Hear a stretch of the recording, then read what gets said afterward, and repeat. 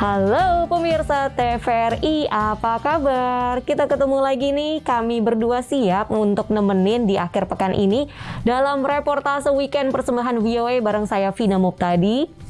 Dan saya Ian Umar, pemirsa TVRI di seluruh tanah air, mudah-mudahan sehat semua. Saya hanya ingin mengingatkan kalau saat ini dianjurkan sekali untuk mengenakan 2 masker berlapis seperti ini.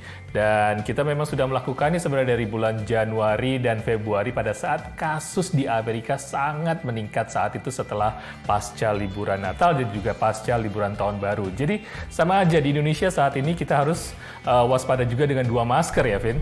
Iya, apalagi dengan maraknya penyebaran varian Delta yang sedang merajalela di mana-mana. Jadi kita harus waspadanya, harus lebih-lebih lagi nih pemirsa. Baik, kalau gitu jangan kemana-mana karena reportase weekend punya banyak cerita menarik hari ini. 2 pasangan profesional muda Indonesia dari Boston, Massachusetts mendirikan bisnis makanan tempe bernama Bos Tempeh. Walau latar belakang mereka bukan dalam bidang kuliner, namun mereka mempunyai peran yang saling melengkapi. Kota Washington DC dibuka kembali seiring makin banyaknya warga yang telah divaksinasi dan penurunan kasus baru COVID-19. VOA mengunjungi salah satu pusat kuliner kawasan Adams Morgan. Gimana suasana kota Washington DC di era kenormalan baru? Sekitar 14.000 pencari suaka di Indonesia hidup dalam ketidakpastian, menunggu penempatan UNHCR ke negara ketiga yang menjadi harapan mereka untuk memulai hidup normal. Pemirsa, saya lagi mikirin nih kira-kira menu makan malam hari ini yang oke apa ya. Lagi kepikiran pengen bikin orak-arik tempe yang pedas. Tapi cari tempe di mana ya? Nah, tapi saya dengar-dengar ada nih orang Indonesia 2 pasangan yang bikin bisnis tempe namanya Bos Tempeh. Bos karena ada di Boston, Massachusetts. Betul nggak, Yan? Betul sekali, walaupun mereka ini tidak mempunyai latar belakang kuliner, tapi mereka mempunyai peran yang unik untuk masing-masing dalam tugasnya dalam proses Project Bos Tempeh ini. Dan pabrik mereka berlokasi di Somersworth di kota di New Hampshire.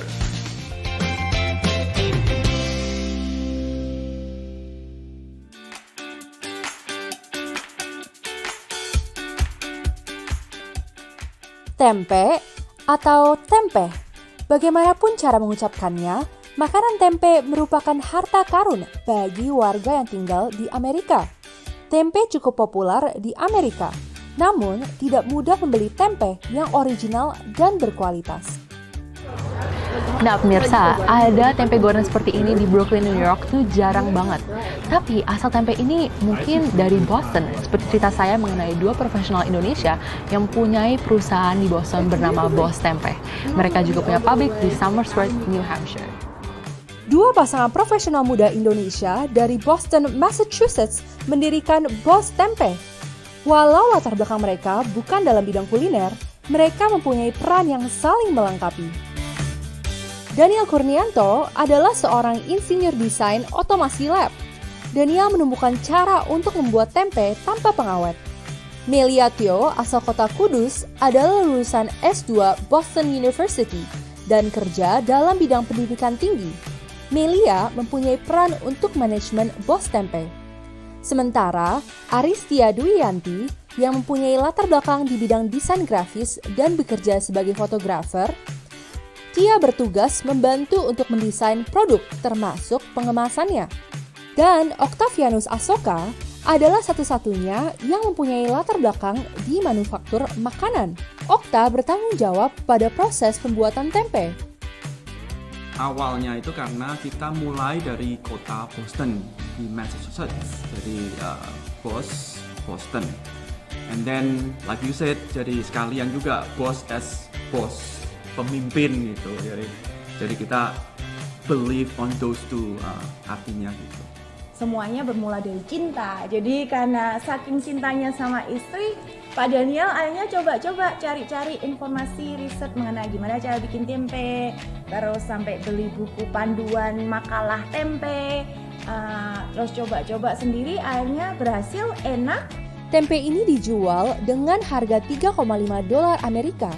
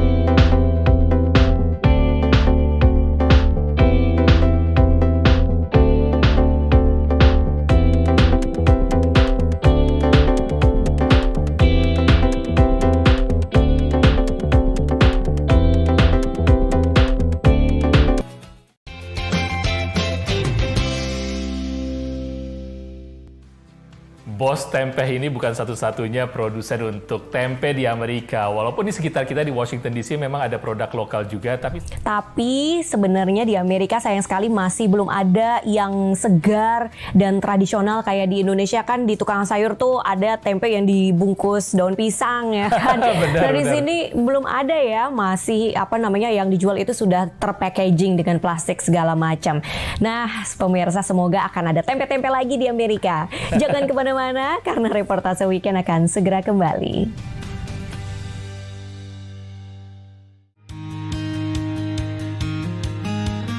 Pemirsa, Anda masih bersama Reportase Weekend.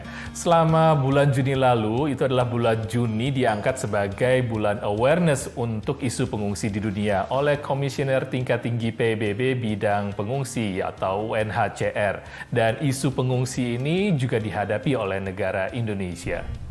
Nah, sekitar 14.000 pengungsi itu ada di Indonesia dalam ketidakpastian pemirsa karena mereka masih menunggu untuk ditempatkan di negara ketiga oleh UNHCR. Dan selengkapnya kita lihat tayangan yang berikut ini.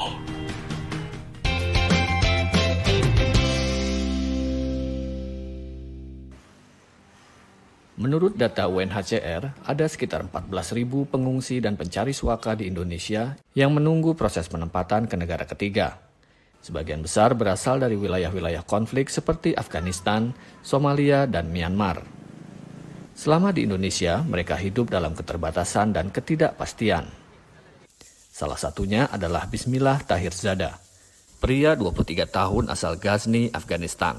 Here as a refugee in Indonesia, I'm just trying to survive and support my own life and add to my knowledge, to my experience while I'm here living in limbo, waiting in uncertainty in a situation that nobody knows where will I be tomorrow. Sudah lebih dari 7 tahun, ia tinggal di Jakarta dalam ketidakpastian menunggu penempatan oleh UNHCR ke negara baru yang biasanya memakan waktu lebih dari 5 tahun. Statusnya sebagai pengungsi di Indonesia tak membolehkannya untuk bekerja secara resmi. Untuk menopang hidupnya, Bismillah menjalankan usaha menjual keripik kentang yang ia jual secara online. Usaha ini ia jalankan berkat bantuan fasilitator dari Universitas Atmajaya Jakarta yang menyelenggarakan program pelatihan bagi pengungsi. Ya semoga selama masa penantiannya juga mereka nggak cuman duduk diam dan akhirnya stres diri, tapi mereka bisa melakukan sesuatu, mungkin bisa menyumbangkan sesuatu juga buat perekonomian bangsa Indonesia dan terus udah gitu berguna juga bagi mereka sendiri. Jadi pada dasarnya karena memang masa menunggu ke negara ketiga itu akan lama berhubung tempatnya terbatas, maka dari UNHCR kami memang melihat penting untuk kami meningkatkan keterampilan pengungsi bersama dengan mitra-mitra lokal agar mereka dapat hidup dengan lebih mandiri selama mereka menunggu penempatan ke negara ketiga. Namun, pandemi COVID yang berkepanjangan memukul usaha yang telah ia jalankan selama 2 tahun ini. The situation now is a bit difficult because of pandemic. So all the businesses here in Indonesia, most of them affected by COVID-19 and me too. So the situation is a little bit harder than before. Dengan kondisi ketidakpastian dan pandemi yang berkepanjangan, Bismillah sangat berharap UNHCR bisa bekerja lebih cepat dan segera menempatkannya ke negara baru, agar ia dan ribuan pengungsi lainnya bisa menjalani hidup dengan normal. So I'm still hoping that one day I could move from Indonesia to a better country, that I can live like a normal human. I have the normal right as other citizen has. Dari Jakarta, Indra Yoga dan tim VOA.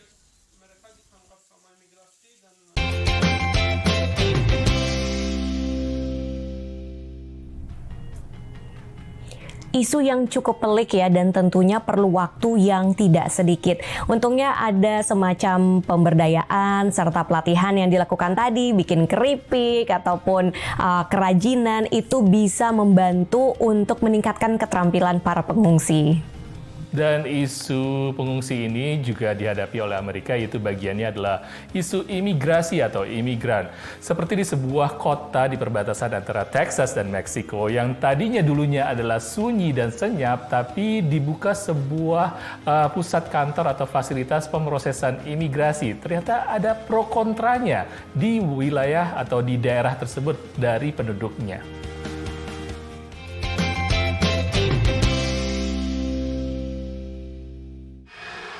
Joshua Rojas dibesarkan di Dona, kota kecil di perbatasan Texas dan Meksiko. Ayahnya yang bermigrasi dari Meksiko membangun rumah ini perlahan-lahan.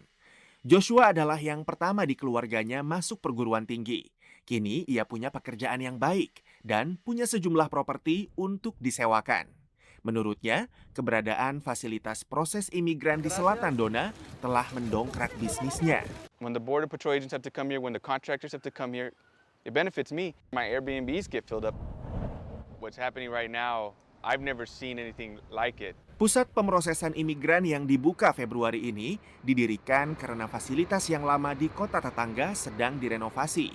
Fasilitas di Dona mendapat sorotan nasional sejak Amerika Serikat kebanjiran imigran, mayoritas dari Amerika Tengah, termasuk anak-anak tanpa pendamping yang berupaya melintas batas. Larisnya bisnis Joshua Rojas tidak dialami bakery Daniel Rocha. Ia tidak suka dengan perhatian berlebih ke kotanya yang biasanya sepi. Brought like a negative view, I guess, towards the little town, since we can't handle our stuff in the border and how we treat children. I don't blame this president or the past president. It's been a case where it's just our immigration system hasn't been updated. The blame is on Congress. It's been on Congress for so long to deal with the border. Selama bertahun-tahun, kubu Partai Republik dan Demokrat di Kongres tidak mencapai kesepakatan dalam mereformasi undang-undang keimigrasian. Warga Dona menganggap Washington tidak tahu bagaimana rasanya hidup di kota ini, terutama saat pandemi. Anybody who doesn't have a college degree and doesn't have a government job, they're struggling. Neri Curiel kenal banyak imigran ilegal di komunitasnya. They have difficulties because their work is unstable, and sometimes the contractors also abuse them because of their immigration status. They end up not paying their wages. They are attacked for many reasons. Menurutnya, pemerintahan Biden memberikan sinyal membingungkan kepada migran. The people see that this administration said they were going to be welcomed, but now they are saying to them to stay in their homeland. I believe that they should first give priority to those who are already here, and afterwards give those open arms to the ones that want to come here.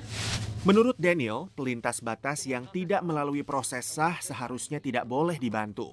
I get it, they need asylum, but there's a way to do it. I brought my wife from Mexico the right way. It took me time, but I did it. Selagi silang pendapat berkecamuk di antara warga Dona, mereka tidak bisa berbuat apa-apa selain hanya jadi penonton drama keimigrasian yang terjadi di sekitar mereka. Dari Dona, Texas, VOA.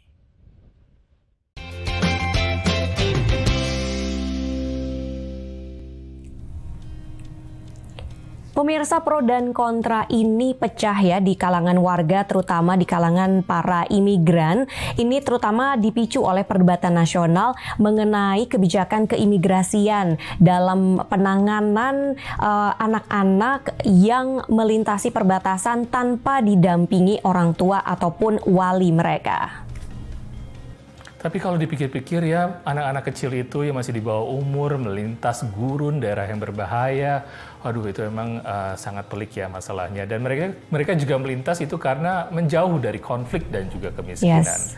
Isu yang harus menjadi perhatian. Oke pemirsa, kita akan mengangkat cerita lainnya hanya di Reportase Weekend.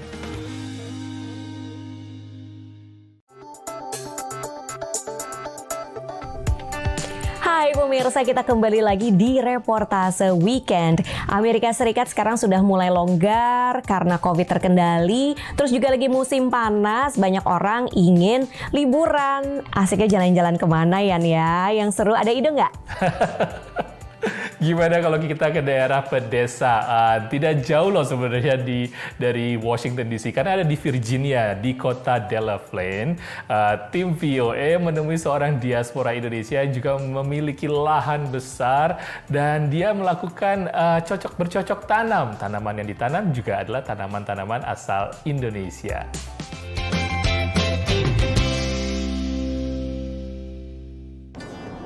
Kali ini saya sedang dalam perjalanan menuju sebuah desa bernama Delaplane di negara bagian Virginia, Amerika Serikat, yang berjarak sekitar 1 jam dari Washington DC. Ya, saya sudah berada di pekarangan rumah Supatmi, diaspora Indonesia yang tinggal di desa Delaplane, negara bagian Virginia. Di sini kita bisa lihat pekarangan yang luas, mendengar kicau burung dan kokok ayam. Nah, seperti apa saja sih kegiatan diaspora Indonesia yang tinggal jauh dari kebisingan kota?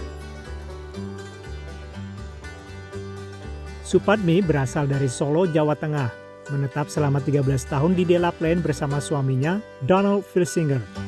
Bertani di Amerika, kebanyakan sudah menggunakan traktor, baik yang kecil maupun besar. This red line is full, right? I fill it up until it comes out. Then I just set that cap on there.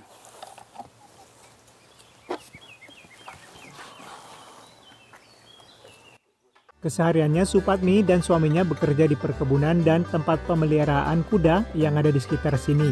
Karena memiliki halaman yang luas, nah untuk mengisi waktu luang, Supatmi menyibukkan diri dengan bercocok tanam jika musim panas sudah tiba. Daripada boring, nggak ada kegiatan. Kalau summer kan waktunya panjang, jadi pulang kerja bisa pulang lihat tanaman, lihat binatang, kayaknya enak di kepala. Selain bibit tanaman lokal, ada juga beberapa bibit yang didatangkan dari Indonesia, seperti kemangi dan keningkir. Tapi apakah bibit dari Indonesia bisa tumbuh di daerah memiliki 4 musim? Ya bisa, cuman kayak pare agak lambat ya, kadang udah bunga bagus, langsung mati karena dingin. Jadi, waktu yang tepat untuk bercocok tanam bulan apa? Mei, after May 15 itu biasanya nggak ada frost, jadi kita mulai nanam itu. Sebelum itu kadang panas, tapi kadang semalam itu ada frost, semuanya mati. Patmi juga memelihara beberapa ekor ayam petelur untuk dikonsumsi sendiri dan dibagikan ke tetangga dan teman. Kadang kita kalau kebanyakan nggak ada yang ngambil, di sini ada donation buat orang-orang yang nggak mampu. Jadi kita drop off di Warrington, itu ada tempat spesial, bisa ngambil langsung free di sana. Dari Delaplane, Ronan Zakaria, Alam Burhanan, dan Irfan Ihsan untuk tim VOA.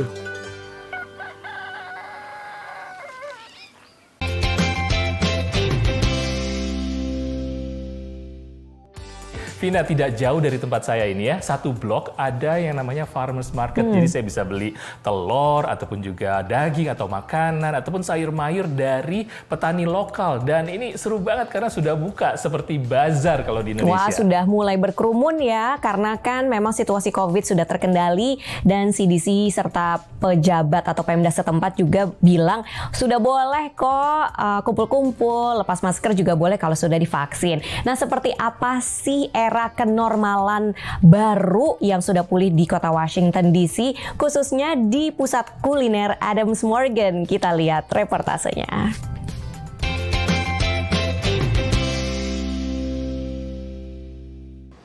Untuk membantu usaha restoran di masa pandemi COVID-19, pemerintah kota di berbagai daerah di Amerika menutup sebagian ruas jalan mobil menjadi area makan di luar. Salah satunya di kawasan bernama Adams Morgan yang terletak di Washington DC. Adams Morgan adalah tempat yang bisa dibilang juga sebagai area multi budaya. Di sini kita bisa menemukan berbagai macam tempat hiburan dan juga restoran. Berbagai restoran Asia, Eropa, dan Afrika bisa kita temukan di sini. Ketika pandemi mulai terjadi tahun lalu, semua tempat usaha ini sempat ditutup.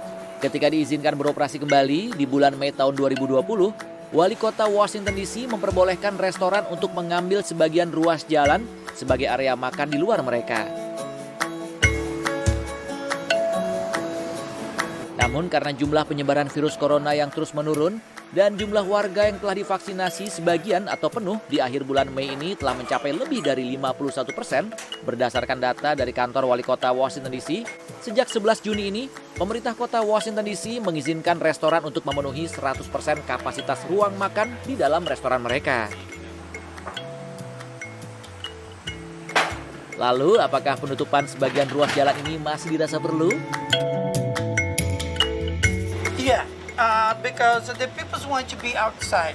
But more we can be open now inside, the people continue to be afraid coming. And we don't have too much space outside for how many people they want to come for the restaurant. It's good if, I told you, if they close the road, pelo menos in the weekends, and we have more people, more people in the area, they're going to have a lot of business. Have more capacity to receive the clients. Sekelompok remaja dari New Jersey yang mengunjungi Adams Morgan mengatakan, I think it's our first summer back from a pandemic. Some people are still, like personally, I like to eat outside. Inside is still like iffy. Right. Still gets me a little nervous. Yeah, that's smart because you wouldn't want people to be inside, and God forbid somebody's sick, and then everybody has their mask off inside. So I think people need to still be cautious, but have the fun that they deserve to have. Dari Adams Morgan, Washington DC, Irfan Ihsan dan Alam Burhanan dalam 5K VOA.